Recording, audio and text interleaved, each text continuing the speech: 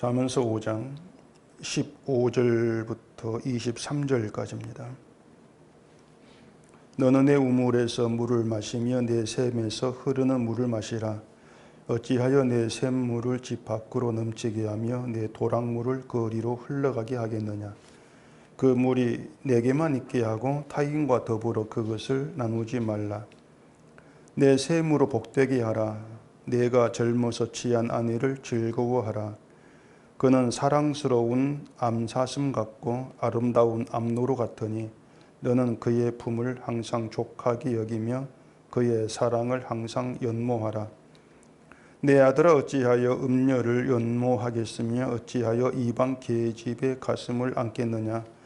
대저 사람의 길은 여호와의 눈앞에 있나니 그가 그 사람의 모든 길을 평탄하게 하시느니라. 악인은 자기의 악에 걸리며 그 죄의 줄에 매이나니 그는 훈계를 받지 아니함으로 말미암아 죽겠고 심히 미련함으로 말미암아 혼미하게 되느니라. 아멘. 기도하겠습니다. 성령께서 우리에게 알려주지 아니하시고 깨닫게 하지 아니하시면 참으로 알 수 없고 답답한 것으로 다가오는 것이 또 이 복음입니다. 이 시간도 성령의 도우심, 성령의 깨닫게 하심 가운데에서 이 말씀 우리에게 답답함으로 남지 않게 하시옵시고 하늘의 비밀을 깨닫고 십자가의 은혜와 사랑을 깊이 깨닫는 복된 말씀이 되게 해주시옵소서. 예수님 이름으로 기도합니다. 아멘. 어떤 분이 저에게 신앙생활이 뭡니까? 이렇게 질문을 합니다. 제 설교를 매일 듣고 계신다는 분인데 설교를 들으면은 십자가를 믿는 것이 무엇인지 이해는 될 것 같은데 신앙생활이 뭔지에 대해서는 분명한 답을 찾지를 못하겠다는 겁니다. 저는 되게 일반적으로는 어떻게 하는 게 신앙생활입니까? 이렇게 질문을 하죠. 신앙생활이 뭔가 이런 질문을 잘 하지 않습니다. 왜냐하면 신앙생활은 믿음으로 사는 뭐 대충 그렇게 알고 있기 때문에 그렇게 질문하는 것 자체를 뭔가 좀 미련한 질문 이렇게 받아들여서 이제 그런 질문을 안 하죠. 저는 되게 반가웠어요. 어떻게 하는 게 신앙생활입니까? 이런 질문이 아니고 신앙생활이 뭡니까? 이렇게 질문하는 게 좀 반가웠죠. 아무래도 뭐 설교 들으면서 그런 부분에 고민을 많이 했다는 이제 그걸 좀 느낄 수 있었는데, 그래서 이렇게 이제 말씀을 드렸습니다. 내가 하는 신앙생활은 없습니다. 그런 건 성경에 없는 것이고 대신 이제 성령으로 하게 되는 신앙생활이 있다 그랬죠. 그게 뭔가 하면은 자기의 삶들, 하나님께서 살게 하시는 그 삶들을 이제 둘러보게 되면서 그러한 삶을 통해서 저주가 마땅한 저 존재인 것을 내가 확인하고 책망받으면서 십자가를 생각하게 되는 거, 그게 성령으로 사는 신앙생활입니다. 그건 있습니다. 그렇게 답을 했습니다. 여기 제가 한마디를 덧붙인다면은 기독교인들이 통상적으로 일반적으로 하는 신앙생활을 해야 된다.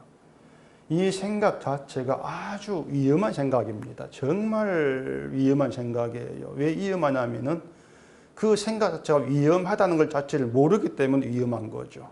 그 생각 자체가 유혹이고 욕망이라는 것을 모르고 신앙생활을 해야 된다는 것을 바르게 알고 있는 것, 그게 위험한 거예요. 사탄의 시험이거든요.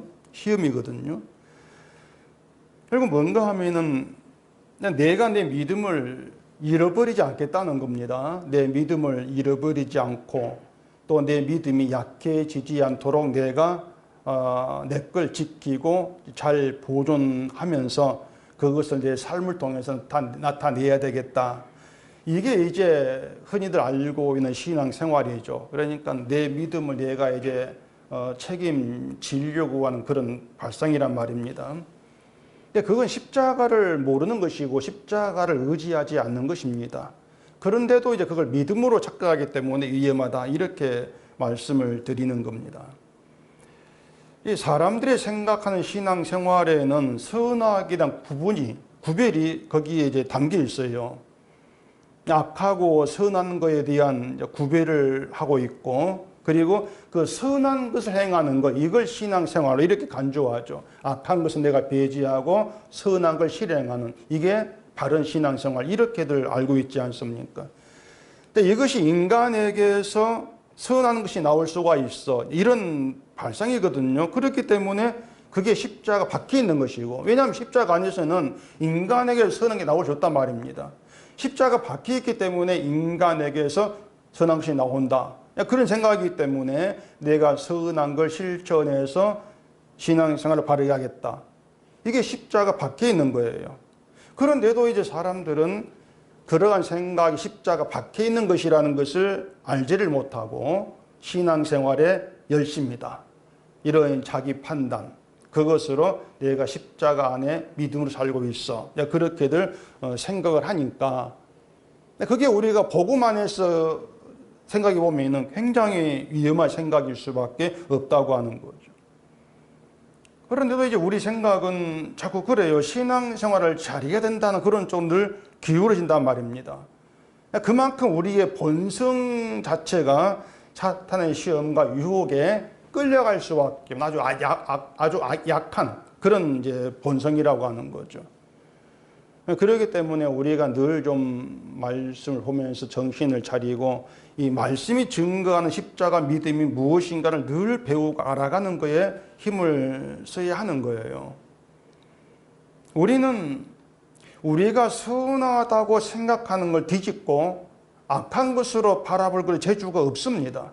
우리 생각이 선한 것인데 그걸 내가 스스로 뒤집어서 이거 악한 거예요, 이렇게 바꿀 재주가 우리에게는 없다고 하는 거예요. 또 반대로 악한 것을 우리가 이건 선한 거, 이렇게 바라볼 재주도 없는 것입니다. 그리고 우리 생각에는 분명히 선하고 바른 게 살아있어요. 그리고 이건 선한 거, 이건 바른 거 구분이 있는데, 성경은 우리가 선하다고 생각하는 걸 악하다고 해버리면은 우리는 이걸 어떻게 해석해야 될지 갈피를 이제 잡지 못하는 그런 결과가 되는 것이죠. 오늘 본문에도 그런 좀 내용이 있습니다. 15절부터 봐보십시다. 너는 내 우물에서 물을 마시며 내 샘에서 흐르는 물을 마시라. 어찌하여 내 샘물을 집 밖으로 넘치게 하며 내 도랑물을 거리로 흘러가게 하겠느냐. 그 물이 내게만 있게 하고 타인과 더불어 그것을 나누지 말라. 이렇게 말씀을 합니다. 자, 우물이 나오고 샘이 나오잖아요. 고대 사회에서 물은 아주 귀한 그런 거지 않습니까? 그런데 자, 그 물이 나오는 우물과 샘이 있고 그것을 물을 마시고 있는데 그 물이 너에게만 있게 하고 타인과 더불어 나누지 말라는 거예요. 그 귀한 물을 타인과 나누지 말아라. 이게 우리가 알고 있는 선함, 하나님의 사랑이 안 맞단 말입니다. 안 맞잖아요. 자, 물이 귀하다면은 그 물은 마땅히 타인과 더불어 나누는 것, 이게 신자가 행할 사랑이고 선한 것이야. 나누는 게 믿음의 실천이야. 그게 우리 생각이란 말입니다. 하나님의 사랑은 이웃을 사랑하라 그랬으니까. 근데 이게 좋은 게 있으면 나누어야지. 나만 갖고 있으면 그것은 사랑이 아니잖아. 그게 우리 생각인데. 근데 이웃과 나누지 말라고 하지 않습니까? 아마 주변에 그런 사람이 있다면, 주변에 온통 물이 없는데 이제 물이 있어요. 그 물을 차지하고 안 준다면은 이기적인, 정말 사랑이 없는 그런 행동이다, 비난받을 거란 말입니다. 이게 우리한 자리하고 있는 선악 개념이라고 하는 거예요. 선악 개념이다. 근데 재미있는 사실이 하나 있습니다. 그게 뭐냐면은, 자, 말씀드린 것처럼 우리가 타인과 더불어 나누는 것을 선한 것으로 간주합니다. 이게 선한 것이야. 간주하면서도 나누지 않고 살죠, 우리는 사실. 나누지 않고 사는 거에 별 관심을 안 둬요. 그게 재미있는 거지 않습니까? 물을 타인과 더불어 나누는 것이 선한 믿음의 실천이고, 나누지 않는 것은 이기적인 악한 것이야. 이걸 맞다고 한단 말입니다. 그게 맞다면은 내 것을 타인과 나누는 일에 힘을 쓰는 것이 마땅하잖아요. 그게 선한 거니까. 그리고 나누지 않고 사는 그런 자기를 악하다고 규정해버리는 그게 옳지 않습니까? 근데 그런 게 없는 거예요. 그러면서도 타인과 나누지 않는 건 사랑이 아니다. 이렇게 나온단 말입니다. 오늘 본문처럼 타인과 나누지 말라. 이런 말씀에서 왜 이렇게 말씀하지? 의문을 품단 말이에요. 결국에 뭔가 하면은 인간의 생각이 내가 옳다고 생각하는 것이 부정당하는 게 기분 나쁘다는 것입니다. 신앙생활이라는 것은 없다. 이렇게 말하면 그런 말에 화를 낸 사람이 또 많이 있을 거예요. 그런데 그렇게 화를 낸 사람들의 신앙생활을 보면은 유대인들 근처에도 못 간 수준이란 말이에요. 그리고 본인들은 신앙생활을 아예 하지 않는 그런 수준에 있으면서도 그런 자기에 대해서 관심 두지 않고 신앙생활이 없다. 이런 말에 기분 나빠하는 거, 화를 내는 거. 이게 이상하다고 하는 거예요. 이게 뭔가 하면은 자기 정죄가 없는 거지. 자기 정죄가. 자기 정죄가 없다는 것은 저주가 당연한 죄인이라는 것을 자기의 실상으로 바라보지 아니한다. 그 뜻입니다. 자기 정죄가 없는 거예요. 그리고 죄인이라는 자기 실상을 보지 못한 자들에게서 나오는 것이 내가 믿음을 한 것에 대한 자기 자랑, 자기 과시가 나오게 되는 것이죠. 에스겔서 34장을 봐보십시다. 에스겔 34장 16절입니다. 그 잃어버린 자를 내가 찾으며 쫓기는 자를 내가 돌아오게 하며 상한 자를 내가 싸매주며 병든 자를 내가 강하게 하려니와 살진 자와 강한 자는 내가 없애고 정의대로 그것들을 먹이리라. 자, 참된 목자가 누구인가 이걸 얘기하고 있는 것입니다. 자, 참된 목자가 누구냐? 잃어버린 자를 찾고 쫓기는 자를 돌아오게 하고 상한 자를 싸매주고 병든 자를 강하게 하는 그게 참된 목자다. 그 말이란 말이죠. 마태복음에서도 나는 이스라엘 집에 잃어버린 양 외에는 다른 데로 보내시 받지 아니하였노라 이렇게 말씀했잖아요. 또 예수님이 그래서 예수님 목자 되심은 잃어버린 양에게만 해당하는 문제란 말입니다. 잃어버린 자에게, 잃어버린 양에게만. 다시 말해서 자, 예수님은 잃어버린 양 외에 다른 데로 보내심 받지 않은 목자예요. 잃어버린 자를 찾기 위해서 오신 분이란 말입니다. 그러면은 예수님의 관심은 잃어버린 양에게로만 가죠. 잃어버린 양만 예수님의 관심이라고 하는 거예요. 잃어버린 양을 찾으시는 것, 이걸 통해서 참된 목자 되심이 드러난다는 겁니다. 길을 잘 가고 있는 찾는 게 목자가 아니란 것이에요. 자, 그러면은 예수님이 세상을 향해서 자, 너희들 가운데 잃어버린 자, 상하고 병든 자 다 내게로 오라. 이렇게 말씀하면 오겠냐 말입니다, 사람들이. 예수님 그 말씀에 예수께로 갈 사람은 자기를 잃어버린 자로 보는 사람들이에요. 난 상한 자, 난 병들었어. 그렇게 자기를 보는 사람들이 예수님 말씀에 반응할 것이지 자기를 잃어버린 자로 보지 아니한다면은 나를 부르는, 나를 향한 말씀으로 받지를 않게 되는 것이겠죠. 그래 뭐냐면 자기 힘으로 믿음의 길을 잘 가고 있고 상하고 병든 자가 아니고 내 믿음은 건강해. 건강한 믿음의 사람이 돼야 돼. 이렇게 생각하고 있는 사람들이, 믿음을 그렇게 보는 사람들이 예수님 말씀에 잃어버린 자를 찾는 말씀에 나요. 그러면 대답할 수 있겠냐 그 말입니다. 안 한다는 얘기죠. 그게 유대인들이었어요. 결국 뭔가 하면은 자기 실상을 모른다는 거죠. 인간이 자기 실상을. 믿음을 얘기하는 사람들 관심은 믿음이 건강해지는 거, 내 믿음이 강해지는 거, 온통 이쪽으로 믿음이 향하고 있는 거예요, 관심이. 그러면서 옳은 길을 가는 거에 관심을 두고 있는데 그런 사람들이 잃어버린 자가 누구냐? 그게 납니다. 반응할 수 없다는 거죠. 그게 유대인 방식이에요.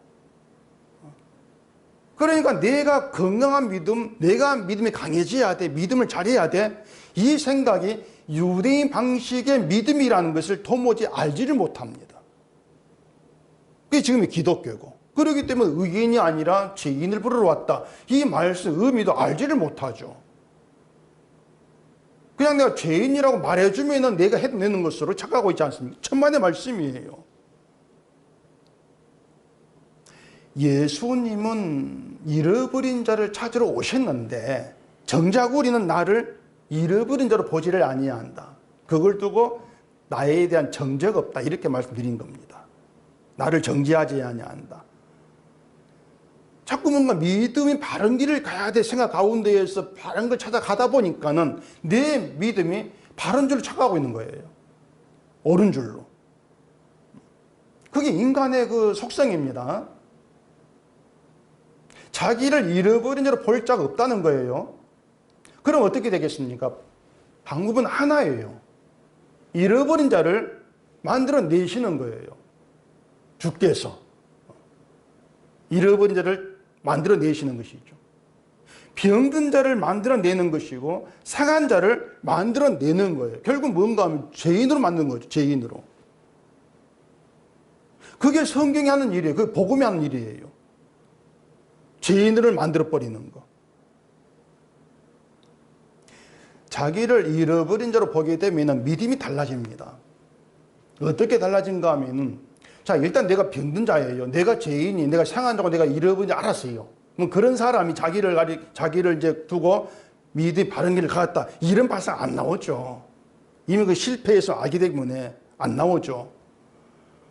그래, 어떻게 달라지는가 하면은, 예수님이 나를 찾지 않으면 나는 천국에 들어갈 수 없는 자임을 알게 되는 거예요.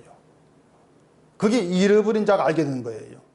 그러니까 이런 사람에게는요, 예수님이 나에게 찾아오셨다는 거, 그 예수님 방문, 그 사실 하나만으로 감사가 되는 거예요. 예수님이 찾아오셨어. 그리고 나를 찾았어. 그게 감사가 되죠. 나 같은 자를 찾아오십니까? 예수는 존귀한 분이 나를 방문할, 나를 찾아올 가치는 자가 아닌데 그런 나를 찾아오십니까? 그 찾아오시면 은혜가 되는 거예요. 그게 사랑이 되는 것이고, 그게 신앙생활이에요. 그렇기 때문에 성령은 하나님이 살게 하시는 삶에서 저주가 마땅한 죄의 존재가 나라는 것을 확인하게 합니다. 책망을 받게 하고, 그게 성령이에요.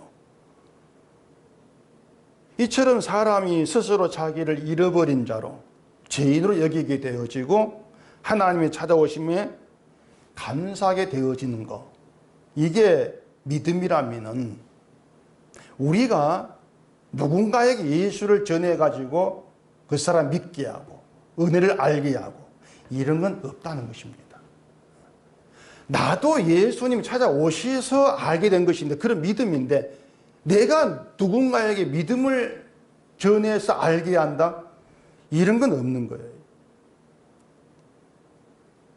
이게 지금의 교회가 알고 있는 전도가 아니다, 이런 뜻이 되는데, 알다시피 사람들이 생각하는 전도라고 하는 건 내가 저 사람에게 예수를 전하고 그렇게 해서 믿게 하는 것으로 다들 이해하지 않습니까? 내가 말을 잘해가지고 설득을 해서 믿게 하는 거. 근데 그러한 그 전도 자체, 전도를 그렇게 알고 있다는 것이 믿음의 불가능성을 모른다는 것이겠죠. 내가 예수를 믿는다는 것은 불가능한 일이 나에게 가능하게 되는 거, 기적이란 말이에요. 근데 내가 저 사람을 예수를 말해서 믿게 하겠다? 그 믿음의 가능성을 나에게 두고 있는 것이죠. 내가 예수를 믿게 된 것도 내 선택과 내 결심으로 되어진 일이 아니란 걸 모른다는 것입니다. 그런 사람들의 믿음을 자기 실력으로 여기죠. 믿음을. 뭔가 믿음으로 바르게 산다고 생각되면 그것을 자기 믿음으로 과시를 하죠. 자랑을 하게 되고. 그래서 물을 타인과 나누지 말라는 것도 이런 의미에서 생각해 볼 내용이라고 할 수가 있단 말입니다. 그 우물과 샘을 한번 생각해 보십시다. 우물과 샘은 물을 얻기 위한 것이겠죠. 그렇기 때문에 우물과 샘에서 물이 나오지 않으면 아무 가치가 없어요. 우물이든 샘이든 아무 가치가 없단 말입니다. 물이 나오지 않는 것을 우물이라 할 수가 없는 것이고, 샘 역시도 물이 흐르지 않으면 샘이다 이렇게 말할 수 없지 않습니까? 근데 사람이 우물을 팔 수는 있고 샘을 팔 수는 있습니다. 근데 물이 나오게 하지는 못해요. 우물을 팠다고 해서 당연히 물이 나온다? 이건 없지 않습니까? 물은 하나님으로 말미암은 거예요. 하나님으로 말미암은 은혜다. 그렇다면은 우물을 팠어요. 물이 나와요. 그걸 두고 나 우물을 팠어. 이렇게 물이 나와. 내가 잘했지. 내 잘하는 공로가 못 된단 말입니다.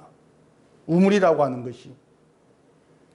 그러니까 우물을 팠고 새를 팠고 그런 내 일 말고 거기에 물이 나오게 하시고 물이 흐르게 하시는 하나님의 은혜, 그 은혜 초점을 더 생각하게 되어지면 자연히 우물에 대한 나의 공로는 사라진다고 하는 것이에요.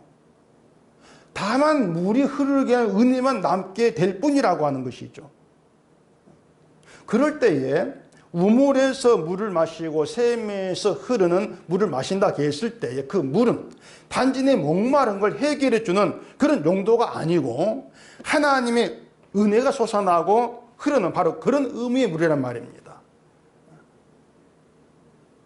그 하나님의 은혜가 나에게로 말미암아서 흘러왔다. 그런 의미가 되어지는 것이에요. 자, 그러면은 이런 물이 그 은혜가 사방으로 흘러가는 게 좋겠습니까? 나에게만 있는 게 좋겠습니까? 우리 생각은 그렇죠. 또 자, 우물의 물이 하나님의 은혜다. 그럼 그 은혜가 그 물이 나에게만 있는 것보다도 그 사방으로 은혜가 흘러가는 것, 이게 좋지 않은가? 우리는 그걸 맞다고 생각하지 않습니까? 은혜가 사방으로 흘러가는 것, 하나님 은혜가 여기저기 사방으로 흘러넘쳐서 많은 사람들이 물을 마시면서 은혜를 깨닫고 하나님께 감사하고 그런 세상 얼마나 좋겠는가. 그게 인간의 발상이잖아요. 그런 생각에서 나오는 게 성시와 운동이에요. 성시와 운동 많이 들어봤을 겁니다. 세계 성시와 운동 본부가 있고 또 대구, 부산 여기저기 지역 성시와 운동 본부가 있고, 그 성시화 이런 말들이 추구하는 게 뭐냐면 복음을 전 시민에게 전해가지고 내가 있는 지역을, 내가 산 지역을 복음화하자. 그거 발상이죠. 믿는 사람이 많게 하는 거. 이런 생각과 일체는 또 있는데 하나님 나라 확장이 또 그런 말이에요. 여기저기 또 복음을 전해가지고 하나님의 나라를 확장하자. 성교가 또 그런 개념이거든요. 확장시킨다. 듣기 좋은 말이죠. 대구에 있는 교회가 열심히 복음을 전해가지고 대구가 하나님의 은혜 넘치게 한다. 이런 말들을 기독교인들이 뭐 아멘 막 하는데, 근데 그게 인간의 환상일 뿐이라니까요. 그게 믿음이 아니라는 거예요. 그냥 음료 입술, 사탄의 유혹이란 말입니다. 그것이. 자, 샘물을 집 밖으로 넘치게 하지 말고 내 도랑물을 거리로 흘러가지 말게 하라. 자, 이 말은 말씀드린 것처럼 하나님 나라 확장이나 성시와 운동 또 이런 것과 전혀 안 맞아요. 17조도 은혜가 내게만 있게 하고 타인들과 더불어 나누지 말라. 안 맞잖아요. 이 모든 것이 결국 우리가 생각하고 있는 선한 그 믿음, 여기에서 완전히 벗어나 있는 말이라 그 말입니다. 지금 이 얘기는 우문의 물은 너에게만 준 것이니까 너만 마시고 타인은 주지 마, 이런 그 뜻으로 하는 말이 아니에요. 너만 마시, 이게 아니에요. 자, 사람은요, 자기가 은혜를 받았다고 생각을 하면은 내가 받은 은혜를 남에게 알리고 보여주고 싶어 합니다. 일명 자랑이라 그러죠. 내가 받은 은혜. 나는 이런 은혜를 받았어. 그것으로 믿음을 좀 과시하고 싶고, 그렇게 해서 내가 더 우월하고 괜찮은 그런 믿음의 사람으로 보여주고 싶어요, 늘. 간증도 그런 그 용도의 하나죠. 내가 받은 것을 가지고 나의 대단함, 하나님과의 그 관계, 그걸 드러내고 보여주고 싶어 하는 것이죠. 그러니까 나에게는 물을 타인에게 나눠주면서 너에게 없는 물이 나에게 흘러 넘쳐. 이런 식으로 자기를 나타내고 싶어 하는 본성이 있다, 그 말입니다.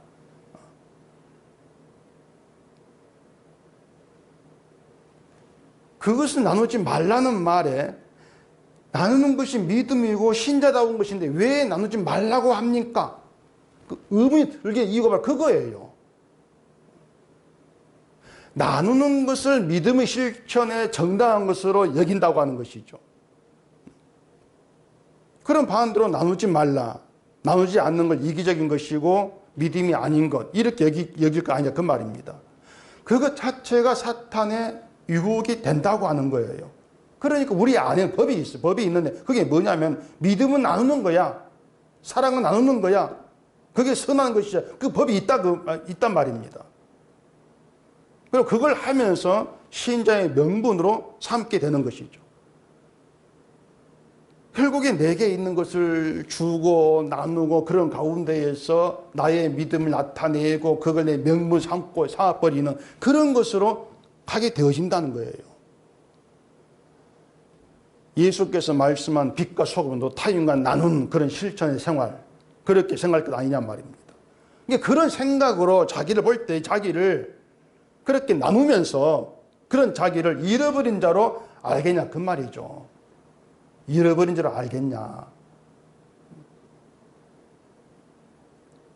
복음은요, 많은 사람을 예수 믿게 하는 것이 아니고 잃어버린 자 찾는 것입니다. 그게 복음이에요. 은혜를 여기저기 흘러넘치게 해가지고 많은 은혜를 알게 한다. 그게 복음이 아니에요. 요한복음 17장 보십시다. 요한복음 17장 6절입니다. 세상 중에서 내게 주신 사람들에게 내가 아버지의 이름을 나타내었나이다. 그들은 아버지의 것이었는데 내게 주셨으며 그들은 아버지의 말씀을 지키었나이다. 지금 그들은 아버지께서 내게 주신 것이다. 아버지로부터 온 것인 줄 알았나이다. 나는 아버지께서 내게 주신 말씀들을 그들에게 주어 싸우며 그들은 이것을 받고 내가 아버지께로부터 나온 줄을 참으로 아오며 아버지께서 나를 보내신 줄도 믿어 싸움나이다. 자, 이 말씀을 보면은 예수님이 이제 아버지의 이름을 나타낼 자는 예수님께 주신 사람들로 한정이 되어 있습니다. 하나님께서 선택한 자, 그렇게 한정되어 있어요. 내게 주신 자, 하나님께서 아들에게 주신 자, 그들만이 말씀을 통해서 예수님을 알게 되어 있단 말입니다. 그래서 복음은 확장이 아니고 찾는 거예요. 찾아서 그 자리에서 주를 아는 십자가를 자랑한 주의 백성으로 심어놔버리는 게 그게 복음이에요. 확장이라고 하는 것은 인간의 욕망에서 나오는 거예요. 복음이 아니고. 그래서 은혜를 타인과 나누어서 저 사람 은혜를 알게 하고 예수를 믿게 하자. 이런 발상 역시 욕망에서 나오는 것이라 그 말입니다. 하나님이 자기 백성에게 은혜를 주시는 것은 그 은혜를 여기저기만 많이 퍼뜨려. 그런 뜻이 아니고요. 은혜를 은혜되게 하심으로써 십자가의 피를 주신 예수의 피만 높이라는 것입니다. 이게 은혜를 주신 하나님의 취지라는 걸 모른다면은 그런 사람의 은혜를 나눌 때에 무슨 뜻으로 무엇을 은혜로 나누겠는가? 이걸 생각해 보시라는 거예요. 기독교인들이 잘하는 거 있잖아요. 무조건 은혜를 좋은 것으로 말하지 않습니까? 복을 주는 은혜, 평안하게 하는 은혜, 뭐 도우시는 은혜, 온통 그런 은혜를 말할 뿐이지 우리를 저주받은 죄인으로 만드는 그런 은혜는 나오지를 않아요. 그러니까 은혜를 벗들이고 은혜를 알게 하고 은혜의 감동만 예수께 나오게 하고 그런 욕망, 그게 목적이다 보니 은혜를 좋게 말을 해야 되죠. 그런 저주, 죄인은 나올 수가 없는 거예요. 하나님 은혜는 복 주는 겁니다. 평안케 하는 겁니다. 어려움을 해결해 주는 겁니다. 도우시는 겁니다. 오늘 또 그렇게 얘기하는 것이죠. 은혜는 그렇게 확장되는 게 아니에요. 은혜도 아니고 말입니다. 그래서 그 물이 내게만 있게 하고 그 말의 의미는요. 물이 나에게만 있게 한 하나님으로 말미암아 은혜가 나에게로만 흘러나오는 그 뜻을 얘기하고 있는 것이죠. 너를 하나님 은혜 안 있게 하신 그 뜻이 뭘까? 이걸 말한단 말입니다.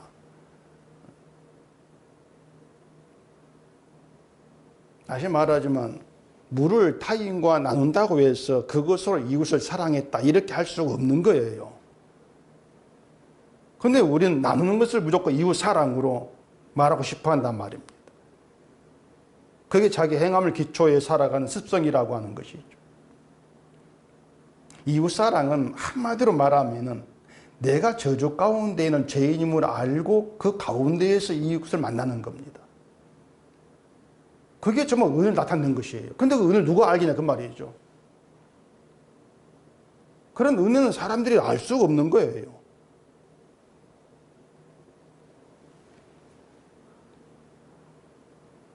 결국 은혜를 나눈다고 하는 것은 하나님이 예수께 주신 사람들, 말씀을 받고 그 말씀에서 예수를 알게 된 그 사람들이 서로 죄인으로 만나는 게 은혜가 나눠지는 것이죠.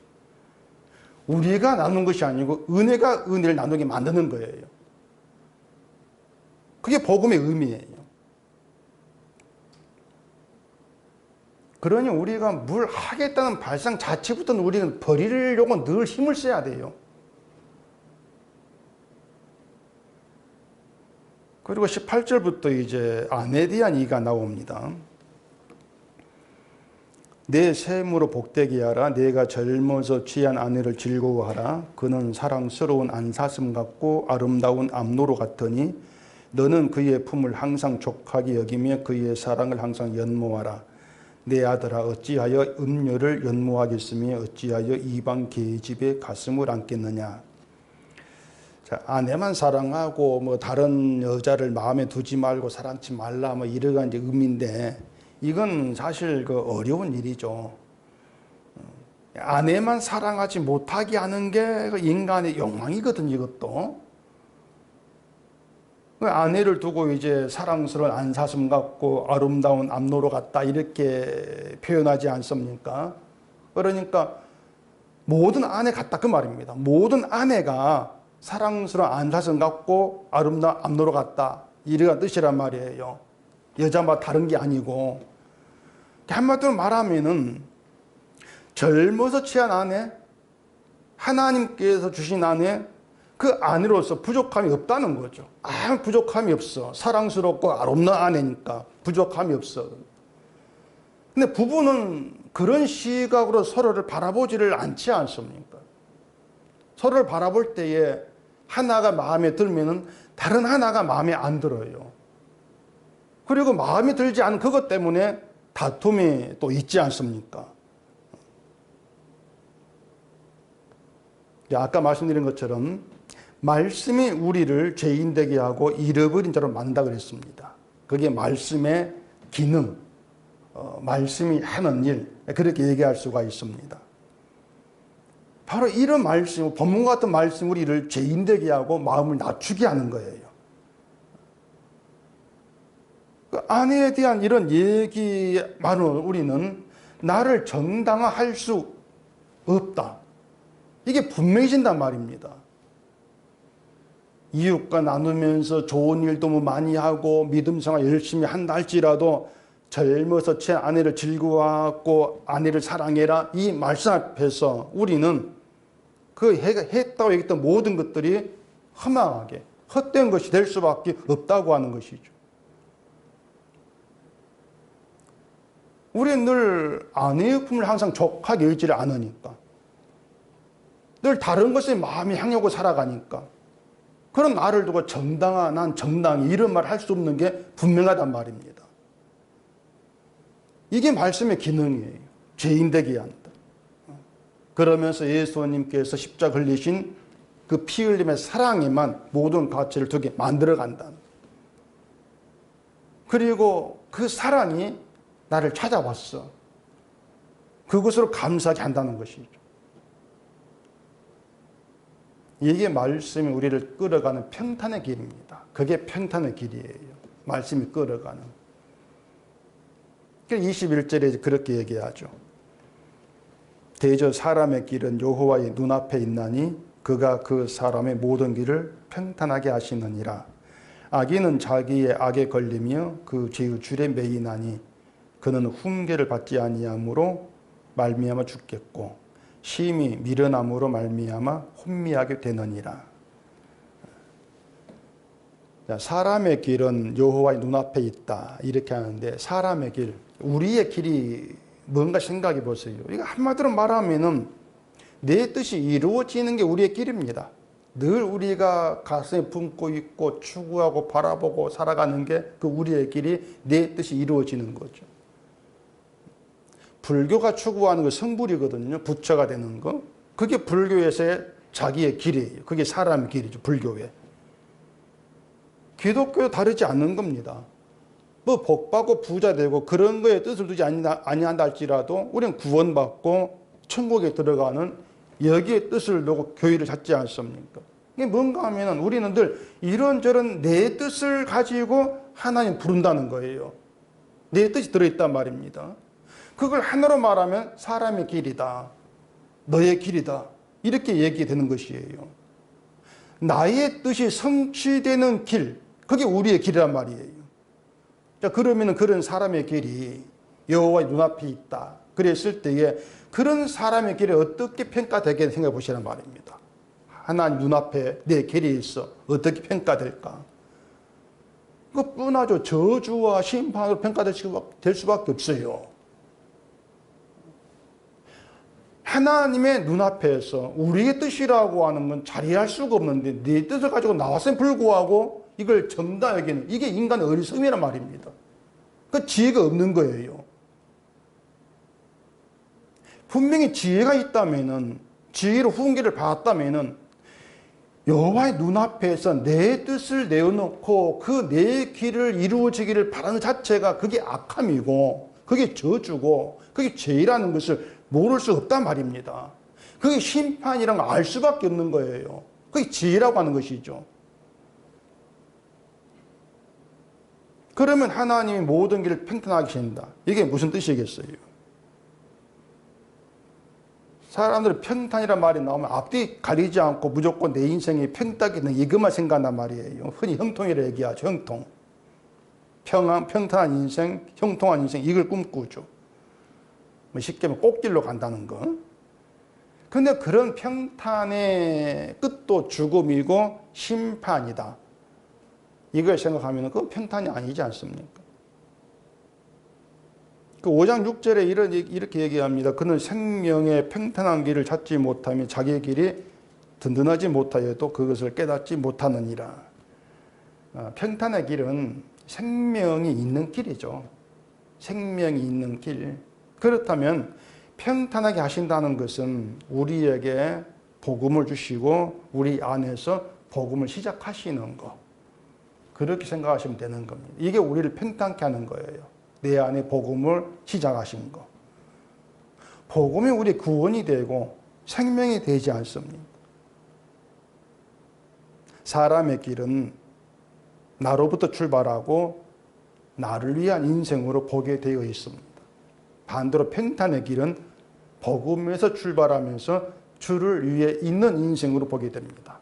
주를 위한 인생으로. 그게 전혀 다른 시각이 되는 거예요. 그래서 복음이 나를 죄인되게 한다. 그 뜻을 알게 되는 것이죠. 복음이 시작된 사람이라면. 죄인되게 해서 십자가에서 모든 죄를 사하신 예수님의 은혜와 사랑에 내 인생의 모든 가치를 두게 만들어내는 거. 이게 평탄이죠, 그게. 그게 진짜 인생의 평탄이에요. 사람의 길은 내가 잘 되면 되는 것인데 평탄의 길은 주가 잘 되면 되는 거예요. 주가 자랑이 되는 거, 주가 높임이 되는 거. 그 도구로 우리를 불러 쓰신단 말입니다. 그게 신자됨이라니까요. 근데 사람의 길은 내가 잘 돼야 되는 것이기 때문에 이걸 이용해서 사탄이 유혹을 하죠. 네가 믿음 생활 잘하면 하나님이 복을 주고 잘 되게 하실 거야. 네가 바르게 살면 돼. 그렇게 사탄의 유혹으로 다가오는 거예요. 이걸 또 22절에서 악인은 자기의 악에 걸리고 죄의 줄에 매인다. 이렇게 얘기하죠. 악을 모르기 때문에 악에 걸리는 거예요. 악인이 악을 모르기 때문에. 죄를 모르기 때문에 죄의 줄에 매이는 것이고. 내 지혜는 바로 그 모든 게 죄라는 것을 다 드러내버린단 말입니다. 그래서 사람이 그런 지혜의 훈계를 듣기를 싫어하죠. 늘 죄를 드러내니까. 내가 생각하는 건 분명히 선한 것인데, 이게 바로 믿음인데, 이게 하나님 기뻐할 신앙의 모습인데, 그걸 다 뒤집어 엎어버리고 죄다. 그런 말을 듣기를 아주 싫어하는 거예요. 그래 훈계를 받기 싫어하는데 17절에서 그로 말미암아 죽는다. 훈계를 받지 아니함으로 죽는다.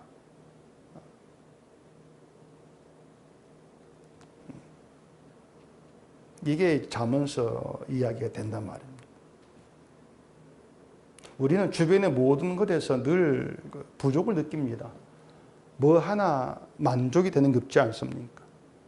믿음에도 우리는 내게 만족을 못하고, 뭐 부부도 서로 부족을 느끼고, 내 인생에도 더 부족을 느끼고, 그렇게 살잖아요. 한마디로 말 결핍증이다 이렇게 말할 수가 있는데, 그런 결핍이 채워지기를 자꾸 우리가 바라고 있는 거예요. 은혜를 받았고 사랑을 받았고, 이것도 그런데 결핍이 채워지는 것에서 뭔가 받은 걸 확인하고 싶어하는, 그게 사람들의 본성이란 말입니다. 그게 사람의 길이란 말이에요. 근데 성경은 먹을 것, 입을 것이 있으면 족한 줄로 알라 하고, 내게 있는 걸 족한 줄로 알라 하고, 이렇게 하고 있으니까 이런 말이 우리 마음에 들어오지가 않단 말입니다.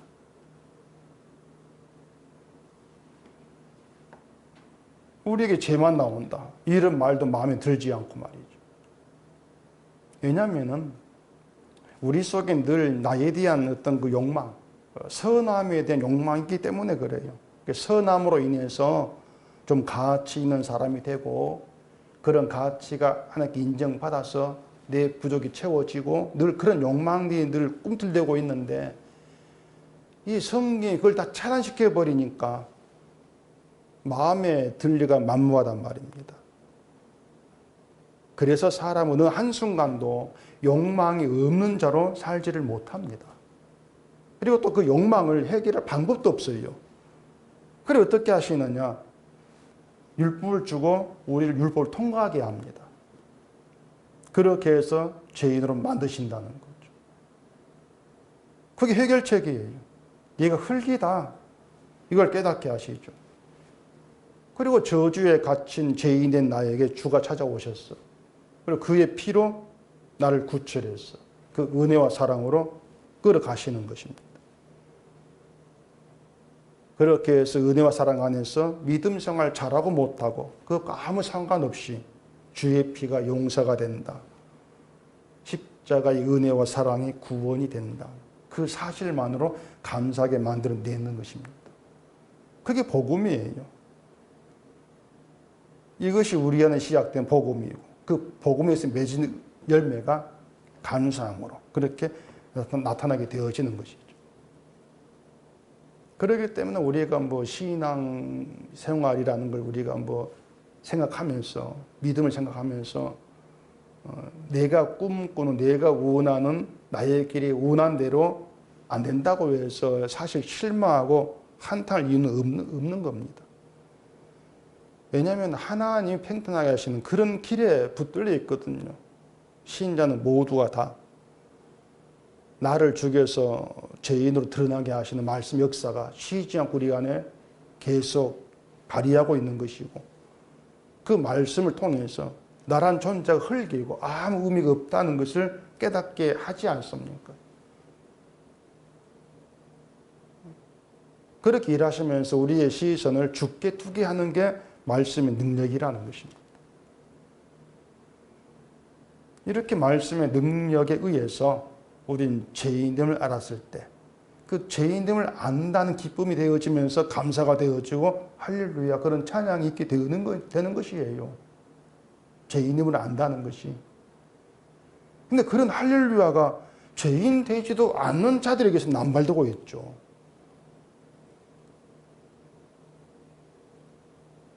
자, 사람의 길에서는요, 사람이 할 말이 있습니다. 분명히. 왜냐하면 내가 행한 내 일이 있거든요. 사람의 길에는 내 일이 있는 거예요. 내가 한 일을 내 지분으로 여긴단 말입니다. 그래 하나님께 당당히 그에 대한 보상을 원하는 것이죠. 그런데 하나님께서 팽창케 하시는 그 길에는 우리가 할 말이 없어요. 내 지분 내세울 게 아무것도 없어요. 주의 일만 있으니까. 그게 복음이란 것이에요. 그게 십자가의 세계라고 하는 것이죠. 그래 팽탄의 길에서 우리가 할 수 있는 말이라고 하는 것은 그 주가 행하신 일을 자랑하는 게 전부예요. 그거 말고는 없다. 십자가에서 내가 한 일은 도무지 살 수 없게 되어진다. 이것만큼 놓치면 안 되는 것입니다. 주의 일만 있어. 그래 주님을 자랑하는 그것만 나오는 게 십자가다. 이걸 잃어버린다면 그 신앙은 망하는 거예요, 그 자체가. 우리는 주님이 행하신 그 일에 속해버렸기 때문에 주가 하신 일만 있는 것이지 내가 한 일은 없다. 이게 없는 게 사람의 길이고, 그 사람의 길에서는 나를 나타내는 것, 나를 과시하는 이것만 드러날 뿐이다. 구원은 구원받을 수 없는 자를 찾아오셔서 구원하시는 사랑이라고 말씀을 드렸습니다. 그래서 구원받은 사람, 정말 구원 안에 있게 된 사람, 그 구원의 내막을 알게 된 사람은 나 천국 가나 좋아하는 것이 아니고요. 구원의 능력은 주께 있다. 주의 은혜와 사랑이 있다. 고백하면서 그 구원으로 나 같은 자를 버리지 않은 사랑으로 감사하는 거예요. 그러니 사람의 길 생각하지 마시고 하나님께서 평탄케 하신 그 길을 생각하면서 오로지 십자가의 은혜와 사랑을 위해 부름받았다는 그런 믿음으로 살아가는 것, 그게 복음에 의해서 만들어진 신자됨이라는 것에 마음을 두시기를 바랍니다. 기도하겠습니다. 우리 아버지 하나님, 우린 늘 나의 길에서 내 뜻과 내가 원한 이루어지는 내 이름이 드러나는 그런 길에서 나를 바라보고 살아갑니다. 그런 우리를 찾아오셔서 내 안에 복음이 시작하게 하시고 하나님께서 평탄케 하시는 길에서 주를 깨닫게 하시니 감사합니다. 그 평탄의 길에서 나는 사라지게 하시고 오직 주의 일만 드러나고 그 주의 일만 자랑하는 저희가 되게 해주시옵소서. 예수님 이름으로 기도합니다. 아멘.